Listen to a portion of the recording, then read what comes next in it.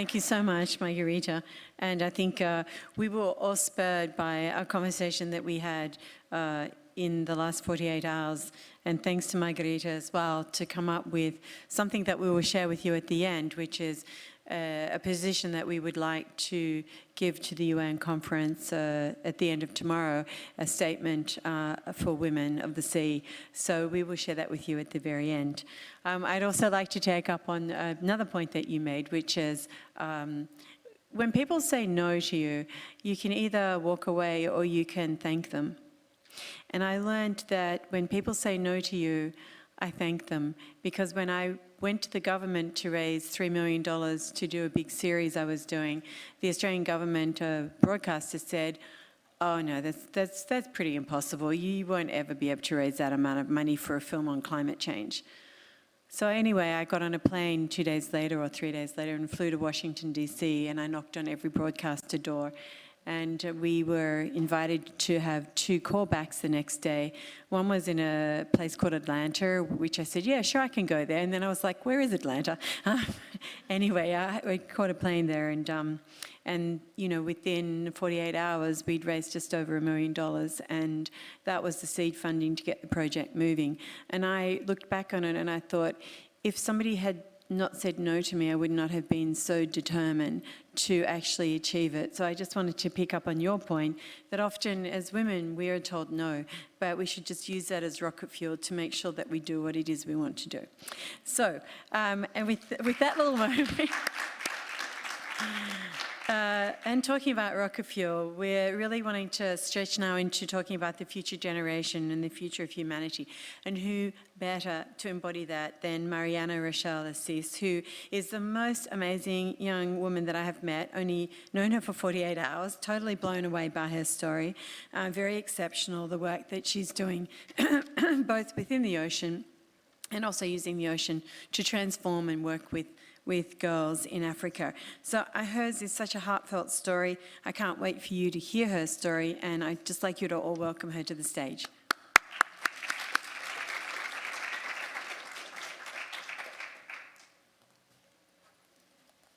Hi everyone.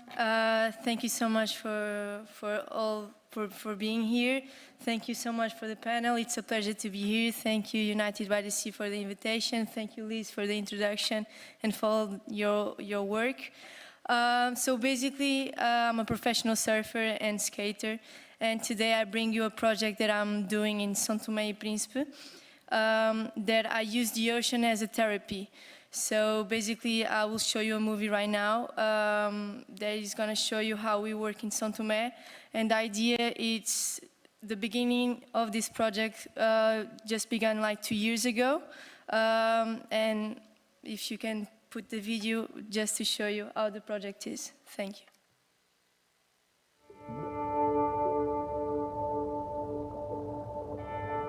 Floating in the middle of planet Earth, where life rolls by without the pressure of time, São Tomé Island has just started writing the history of African female surfers.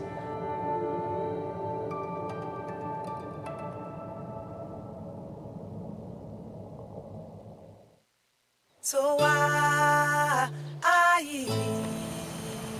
so why, so why, so why,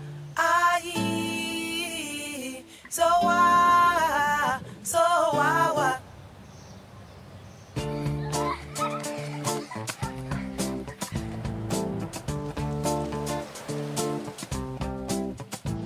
One of the world's least visited countries, a place where food falls from the sky and cocoa plants go wild.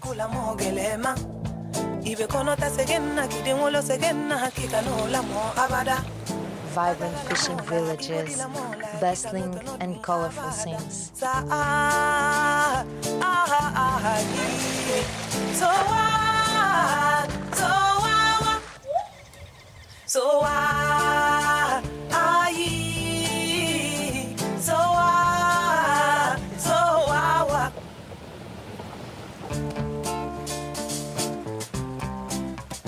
One wave at a time is their state of mind.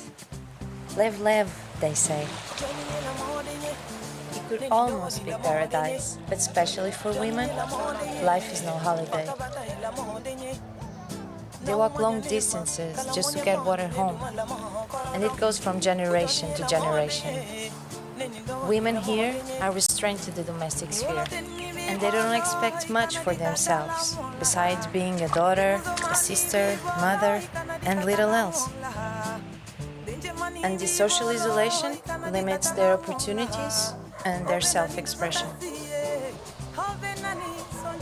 And these women need relevant activities to bring purpose and joy to their lives. And where there is youth, there is hope.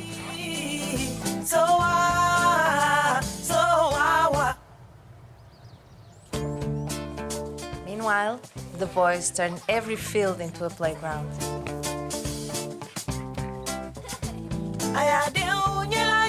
They step into the water and free themselves from this reality.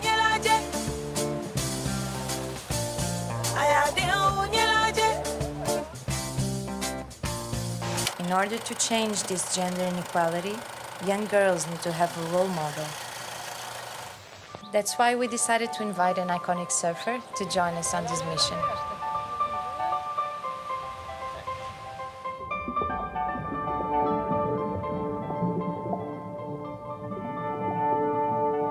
Sou Joana Andrade, fui pioneira na primeira escola de surf para raparigas em Portugal. Já fui surfista de alta competição e agora sou a primeira e única mulher portuguesa a surfar as ondas gigantes da Nazaré.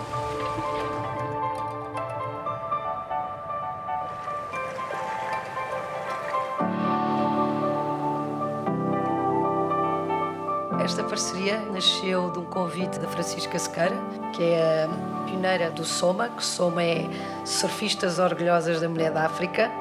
Projeto maravilhoso, inspirador, que é ajudar as mulheres africanas a serem mais independentes. Elas estão habituadas a estar em casa, a tomar conta dos irmãos, da família. Primeiro, para tu conseguires ganhar a confiança delas, foi difícil.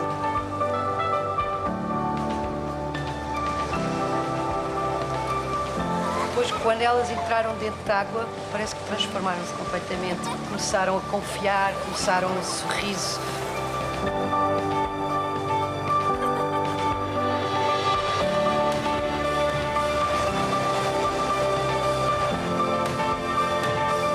Automaticamente, quando viram que estava ali uma presença para lhes ajudar, aquilo foi. É como tudo, nós precisamos sempre de um empurrãozinho, de alguém que nos abra essa porta para irmos. Eu senti uma coisa positiva, garra e a força que elas tinham. Mal se ficaram dentro d'água, não tiveram medo nenhum, andavam com as pranchas voavam de um lado para o outro, elas bora, rebolavam na areia, rebolavam nas ondas. O Soma proporcionou a essas mulheres a saírem um bocadinho da sua zona de conforto. Viu-se no olhar delas, viu-se mesmo que elas queriam mesmo. E eu acredito que vai nascer ali grandes surfistas. Para mim foi uma grande honra ter aceito este convite, ter a oportunidade de ir ensinar este desporto tão maravilhoso que é o surf às raparigas africanas em São Tomé.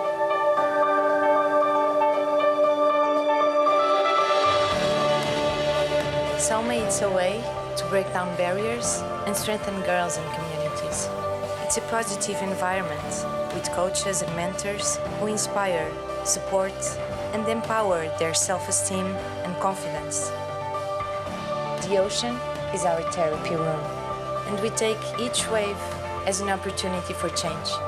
Surfing is what bound us together, and we are so proud of these young girls.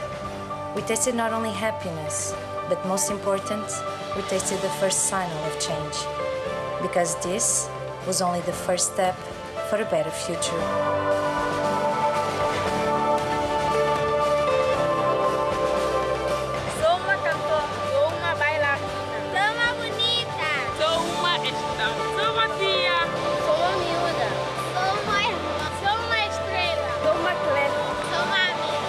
Sou uma princesa.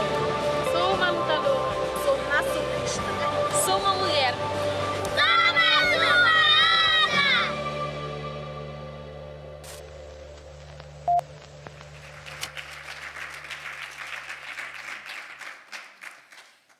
So basically, I'm an ambassador as Joanna. Unfortunately, I wasn't in a movie because I had a car accident in São Tomé, so I have to fly over on the first flight to Portugal because I just opened my head and I just got like 18 stitches because I just flew over a van.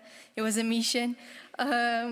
And basically this project started 2 years ago.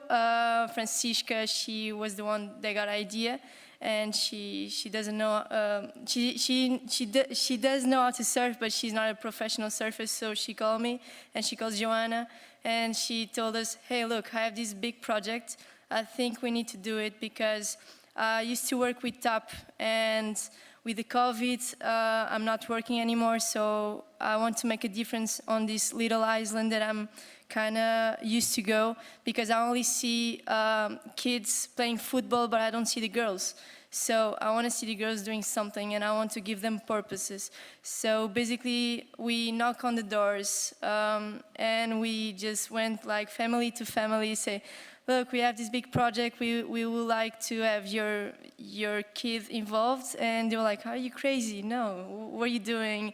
What are you doing like 3 white women knocking on the door and think they know how to interact with us? And they're like, hey, come, we just want to give you like something to try, and you just came to try it for free.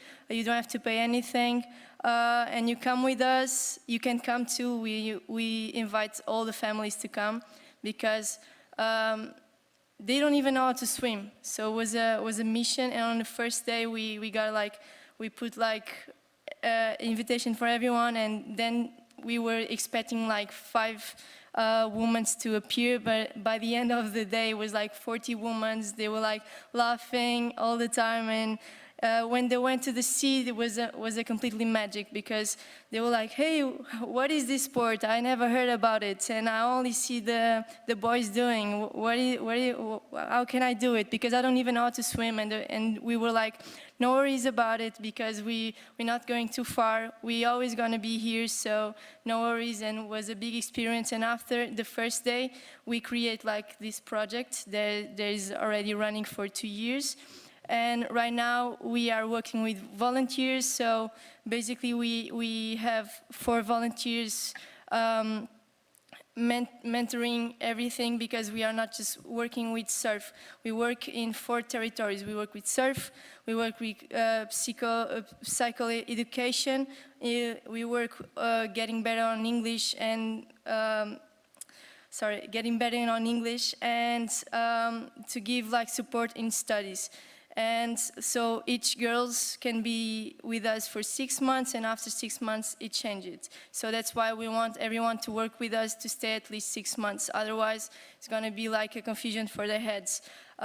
So basically, this is the project. I hope you like it. If you want to know more, you can always speak with me. I'm Mariana Assis. As I told you before, I'm a professional surfer, and I'm the ambassador of this big project that we hoping to be not in just São Tomé, but in all the CPLP. So we are opening in Mozambique, Angola, Timor, Macau, basically all the countries that speak Portuguese. Even in Portugal, for the women that don't have the opportunity to be like in a normal surf school, because in Portugal it's super different than São Tomé or in Africa countries, but basically there's a lot of Portuguese women that unfortunately they don't have the opportunity. So we want to give the opportunities to everyone.